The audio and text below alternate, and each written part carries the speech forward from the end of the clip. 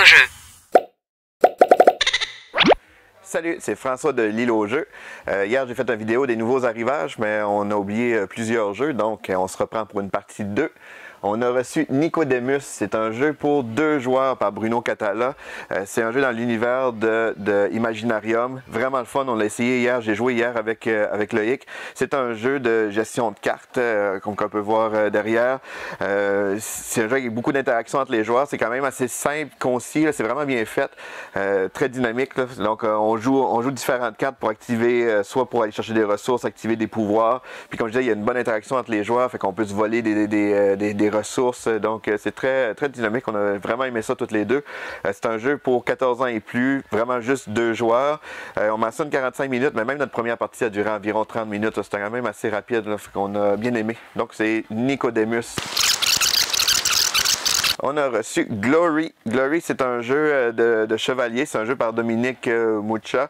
C'est un jeu on fait des joutes médiévales dans le fond. C'est un très beau jeu. Ce qui est le fun du jeu, c'est qu'il y a 2 modes. Il y a un mode avec une plus forte interaction entre les joueurs, puis il y a un mode avec peu d'interaction entre les joueurs, fait qu'il s'adapte bien là, selon les goûts des personnes. C'est pour 1 à 4 joueurs, des parties de 30 minutes par joueur pour 14 ans et plus. Donc c'est Glory. On a reçu aussi un restock de À la gloire d'Odin. Le jeu a changé de maison d'édition, c'est maintenant par Super Meeple, mais c'est exactement le même jeu. C'est un jeu par Uwe Rosenberg.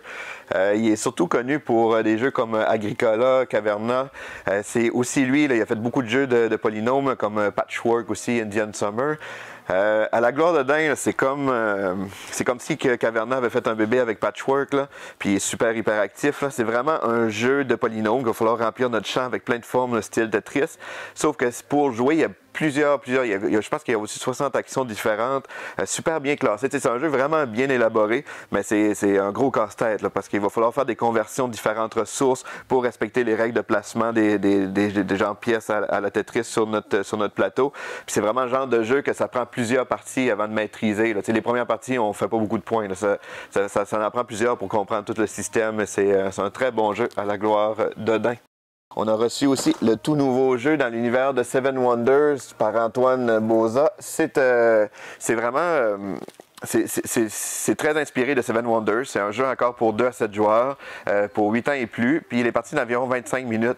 C'est un peu comme une version plus familiale de Seven Wonders. On retrouve la même mécanique là, de draft. On voit que les cartes sont un peu similaires, qu'on va construire des merveilles plus en famille. Donc c'est un très beau jeu. J'ai bien hâte de l'essayer. On va aller dans l'entrepôt aussi parce qu'on a reçu plein d'autres nouveautés. Hein. On a eu enfin un restock de Charlatan de Belcastel, les alchimistes. C'est une extension, elle n'est pas nouvelle, on l'a déjà eu, c'est juste qu'il est tombé en rupture vraiment vite.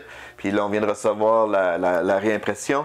C'est un jeu qui ajoute des pouvoirs asymétriques, puis un nouveau module qu'on ajoute sur notre plateau. C'est une très bonne extension.